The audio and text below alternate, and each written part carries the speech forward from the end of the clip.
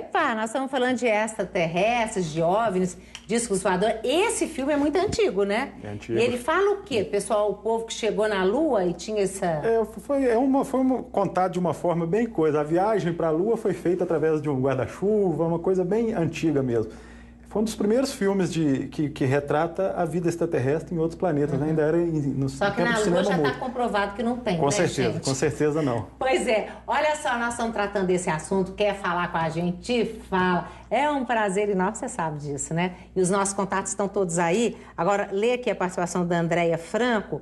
Ela falou assim, Roberta, nunca vi nada, mas tive algumas experiências... Mas já tive algumas experiências, meu marido principalmente. Acredito sim, claro que existem outras civilizações em outros planetas. Abraço a todos, abraço carinhoso para você. Mas olha só, você vai assistir agora o trecho de uma entrevista com o coronel Uiranger, que é uma das chamadas evidências, né? O oficial da aeronáutica na década de 70, participou da Operação Prato, que investigava aparições de objetos voadores que assustavam a população do Pará, na região amazônica. A entrevista foi concedida ao ufólogo Marco Antônio Petit. Olha só. Esse fato começou, isso depois já fomos investigar, ele começou realmente na Ilha dos Caranguejos. Tá? Na Ilha dos Caranguejos houve um sobrevoo de uma embarcação, houve morte de um pescador, os pescadores ficaram queimados pela radiação pela energia que movia essa nave. Um deles morreu. Tá? Depois esse fato veio, essa coisa veio acontecendo em Bragança, no Pará, já veio depois para Colares, de Colares, Baía do Sol, passou por cima de Belém muitas vezes, por algum período, depois foi subindo, como se estivesse cobrindo a Amazônia toda em faixa, do litoral do Atlântico até os Andes, até a região da Bolívia, por ali assim, como se estivesse fazendo faixa. Santarém foi para cima. Eles estavam cobrindo, a gente notava exatamente que os acontecimentos eram numa faixa. Pois é, o coronel morreu em 1997, né? Mas agora, por telefone, vou conversar com o Marco Antônio Petit, que foi que entrevistou o coronel, né? Ele é ufólogo, mora em Rio das Ostras, no Rio de Janeiro. É ufólogo há mais de 30 anos, não é isso, Petit? É isso, sim. Pois é, agora, Petit, você estuda a teoria que os extraterrestres são responsáveis pela evolução da espécie humana, é isso mesmo? Nós temos, em 3 dos meus livros já lançados, né, uma abordagem a nível de análise das informações recebidas através dos contatos atuais que fazem menção a uma origem não terrestre para a humanidade. O importante é que nós encontramos, dentro das áreas da arqueologia, da antropologia e da paleontologia, uma série de achados paralelos que parecem dar validade a esse tipo de teoria que nós desenvolvemos, né? Uhum. Agora, no final do ano passado, os ufólogos, né, vocês se reuniram no Fórum Mundial em Foz do Iguaçu e aí vocês fizeram um documento, né, que foi enviado ao Ministério da Defesa pedindo a divulgação de registros ufológicos, né? Parece que há muitos registros. E o que deu isso? Olha, na verdade, antes até do fórum, nós já tínhamos iniciado a campanha UFOS Liberdade e Informação já, eu e os outros companheiros da revista UFO, e nós já conseguimos, na verdade, isso pouca gente infelizmente sabe, a gente aproveita até o seu programa para divulgar, nós já conseguimos a liberação de mais de 3 mil laudas de documentos da Força Aérea Brasileira, que no passado dizia que não possuía nada, e ela mesma oficialmente, a partir da nossa campanha, liberou toda essa documentação de casos realmente impressionantes, né? Casos de UFOs observados visualmente, com radares, de casos em que nossos aviões foram acompanhados ou perseguidos por UFOs, aviões militares, casos em que nossos caças mais modernos perseguiram esses objetos. Isso tudo foi liberado, entre essas mais de 3 mil laudas de documentos, está disponível para qualquer cidadão a nível de cópias no Arquivo Nacional lá em Brasília. Agora, nós fizemos o quê? Nós fizemos o Fórum Mundial, né, com o objetivo justamente de solicitar não só a Força Aérea, mas também a Marinha e o próprio Exército, que divulguem outros documentos, outras informações que nós sabemos que eles possuem, né? E esse documento ele foi encaminhado realmente ao Ministério da Defesa, como você fez menção, E nós já sabemos que ele foi alvo de estudo por parte das nossas autoridades maiores, e nós estamos, nesses dias, aguardando algum nível de desdobramento em relação a esse novo pleito nosso, requisitando a liberação daquilo que nós sabemos que até o momento não foi divulgado, infelizmente, mas nós acreditamos que as nossas autoridades, inclusive cumprindo a legislação vigente atual, vai levar a sério esse tipo de pleito nosso, e esse material progressivamente vai acabar sendo liberado, como outros tantos já fizeram antes, outras autoridades fizeram antes, para a liberação do material que hoje já está disponível lá para qualquer cidadão lá em Brasília, né? Pois é, porque eu até perguntei para o César Vanucci, no princípio do programa, por que essas coisas já não foram liberadas todas há muito tempo? Por que é só agora? Quer dizer, só agora ainda não se sabe, quer dizer, eles não liberaram ainda, né? Não, há uma promessa. O que acontece? Cada documento desses do passado, ele tinha uma classificação. De início eram 4 classificações. Ultra secreta, os documentos secretos, confidenciais e reservados. Cada classificação dessa tem, pela legislação vigente, como existia no passado, um prazo para a própria liberação, ou seja, não havia o descumprimento da legislação ou da lei, né? Só que em 2005, o que aconteceu? O então presidente Lula, ele diminuiu em média pela metade esse tipo de tempo dessas classificações. E isso permitiu que uma série de documentos que antes não podiam ser liberados pudessem ser liberados a partir da nossa própria campanha que foi realizada, desde 2004, na verdade. Ou seja, progressivamente a Força Aérea foi liberando os documentos, os mais antigos inicialmente até os mais recentes, totalizando, como eu falei, mais de 3 mil laudas de documentação. Agora, o Exército e a Marinha, infelizmente, o Exército simplesmente não liberou nada. E a Marinha liberou alguma documentação mais recentemente, nos últimos anos, mas não aquilo que nós sabemos que eles possuem de mais importante. Exemplo, o que eles possuem de mais importante, que você sabe? Um dos documentos que nós solicitamos é um inquérito de um caso conhecido mundialmente, que é um inquérito militar, que estudou justamente a aparição de um disco voador em 1958 na Ilha de Trindade. Isso foi presenciado pelos próprios militares que estavam a bordo, por exemplo, do navio Almirante Saldanha, da Marinha Brasileira, né? E foram obtidas 4 fotografias de qualidade bastante razoável pelo fotógrafo Almir Baraúna, que eu também tive a chance de conhecer, conviver e entrevistá-lo também antes do seu falecimento, né? O que aconteceu? Essas fotos acabaram sendo liberadas, em princípio, pelo próprio presidente da República na época, do Juscelino Kubitschek, que repassou esse material, a nível do material visual, para o jornal Correio da Manhã, inicialmente. Depois, os outros jornais realmente, na verdade, praticamente simultaneamente, divulgaram também. A Marinha reconheceu a existência do inquérito, ou seja, naquela época, só que o inquérito foi classificado dentro da área sigilosa, da Armada, ou seja, da Marinha, e nunca foi divulgado. E esse inquérito, o prazo de sigilo já está mais do que vencido, ou seja, nós esperamos, e estamos, inclusive, pleiteando oficialmente, isso foi feito a partir do Fórum Mundial, que um dos documentos que a Marinha poderia realmente liberar é esse inquérito, um inquérito realmente com centenas de páginas, com depoimentos das pessoas que foram testemunhas, inclusive vários militares.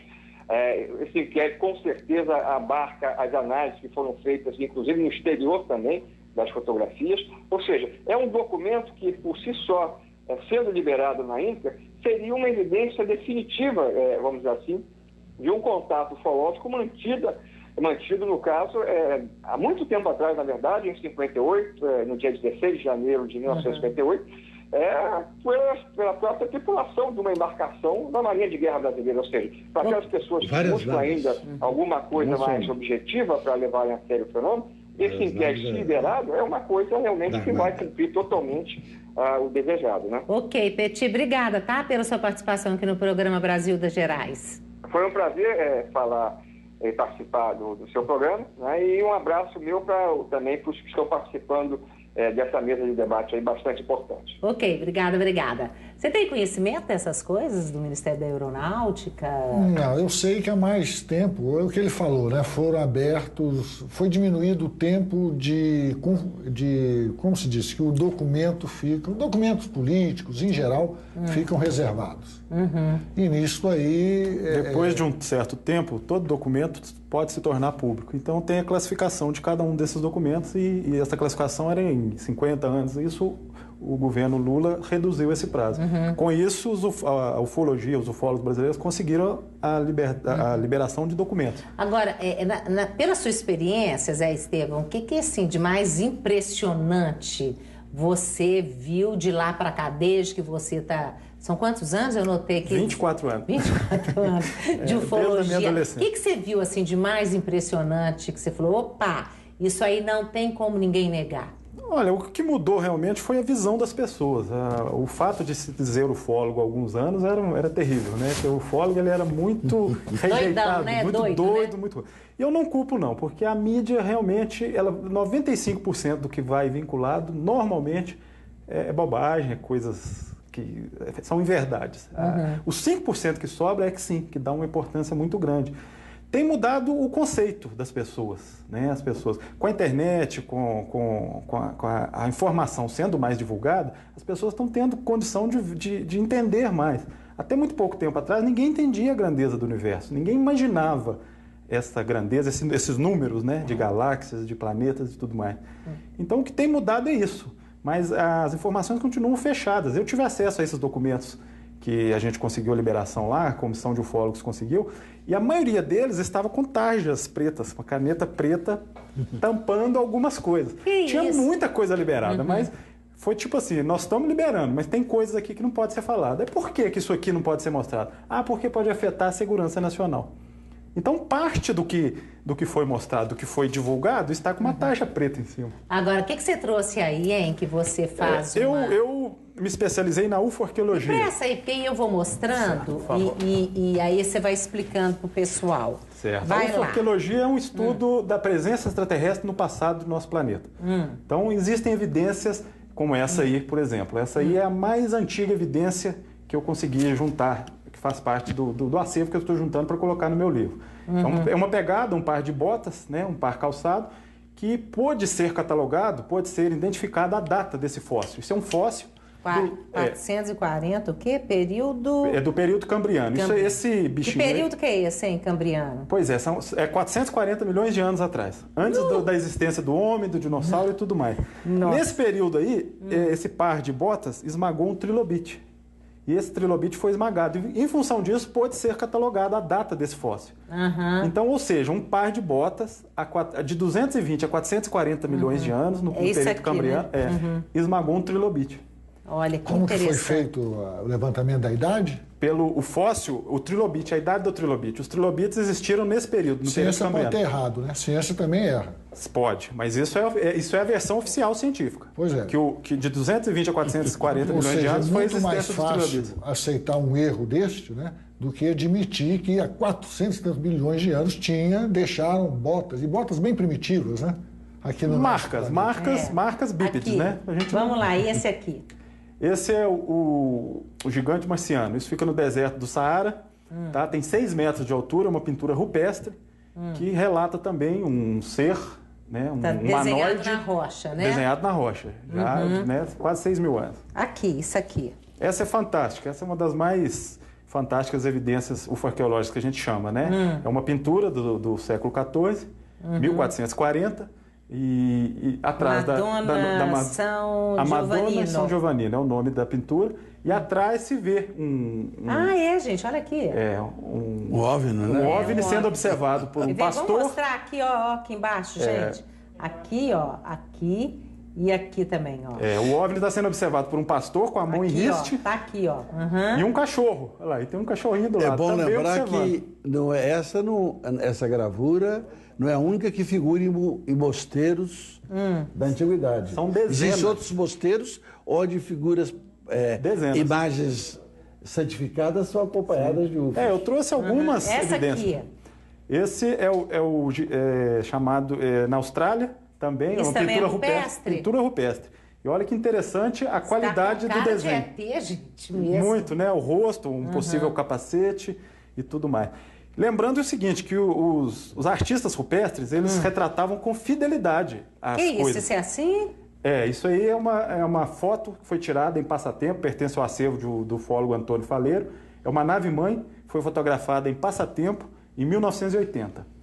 Essa nave, a veracidade dessa foto é o seguinte, no mesmo dia, com diferença de poucos minutos, esse objeto voador, essa nave-mãe, foi fotografada também na Argentina, atravessou o Atlântico, foi fotografada em Portugal, na Espanha e na Rússia.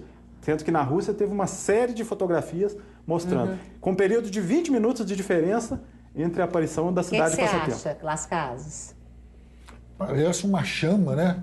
Com a foto meio fora de foco. A foto fica meio... Fala. Eu rodei o mundo, como você sabe. Eu percorri do Tibete a Machu Picchu, a Bolívia. Isso que o Estevam está trazendo aqui para nós, eu vi com esses olhos que a Terra vai comer, se o meu desejo não muito breve.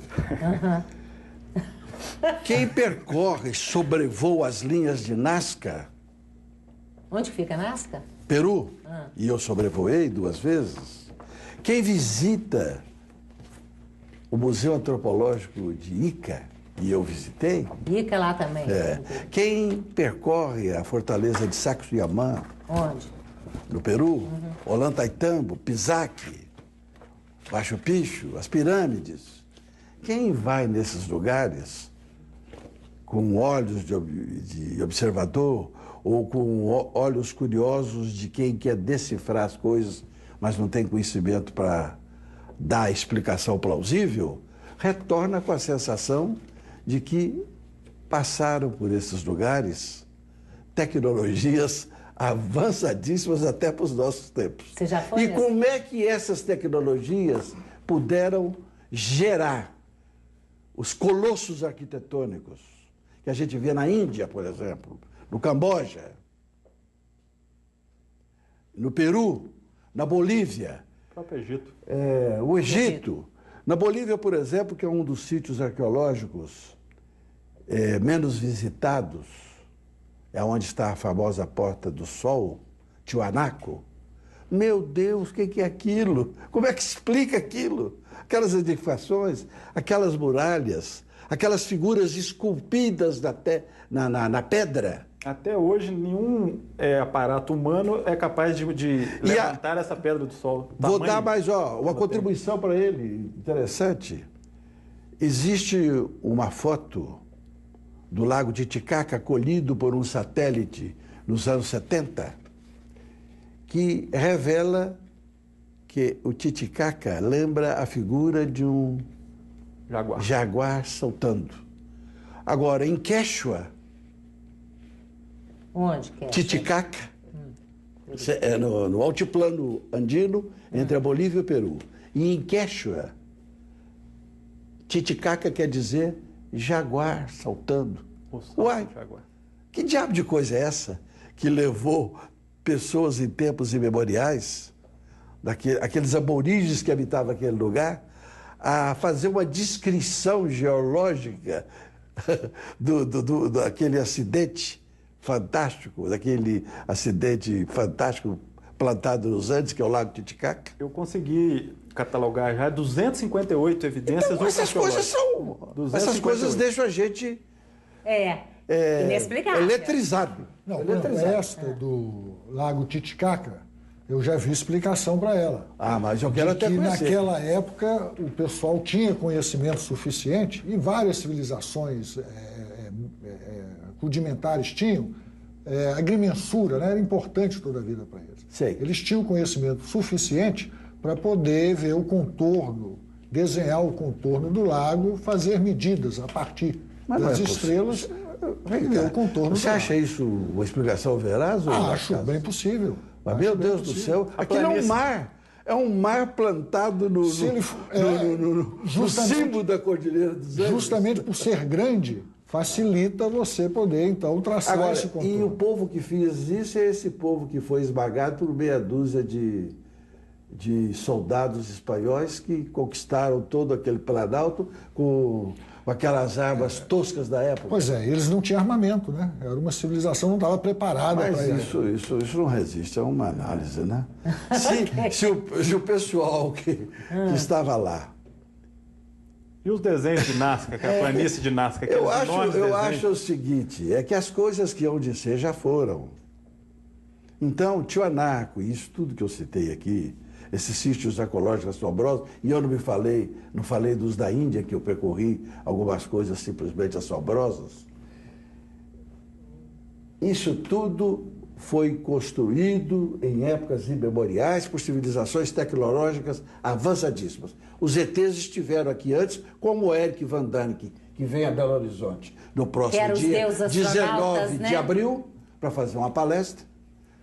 Declara os seus livros, como ele diz, isso já aconteceu. Então, essas coisas já aconteceram. Então tá, daqui a pouquinho nós vamos falar mais, eu tenho que chamar intervalo. Para confirmar o que o amigo está trazendo aqui. Nós vamos fazer intervalo. Deixa eu só ler a participação rapidinho do Castro de Carvalho Guimarães. Ele falou assim, olha, eu já vi 3 vezes e 2 vezes aqui na varanda da minha casa em Três Pontas, sul de Minas, cidade bonita, e uma vez em Poços de Caldas. Mas a última vez que vi foi de dia, estava acompanhado, tipo uma chaleira metálica, a cerca de 1 quilômetro talvez, foi planando em descida e depois as árvores bloquearam o campo de visão, porém foi descendo, e eu pensei que entrar na casa de alguém, realmente, algo sem explicação essa nave. O outro aqui na varanda foi exatamente igual ao que o ator Carlos Vereza filmou, postarei aqui, porém esse me deu a sensação de ser alta tecnologia humana. E o outro, em Poços de Caldas, estava dentro de uma nuvem com uma luz vermelha intensa, forte, dentro de uma nuvem carregada, mas foi muito rápido. O ator Carlos Vereza, ele filmou mesmo, né? Ele parece que ele teve, né, uma visão, né? A respeito, Nós vamos fazer intervalo, mas daqui a pouquinho a gente volta. Os contatos estão aí, tá fácil com a gente. Tchau.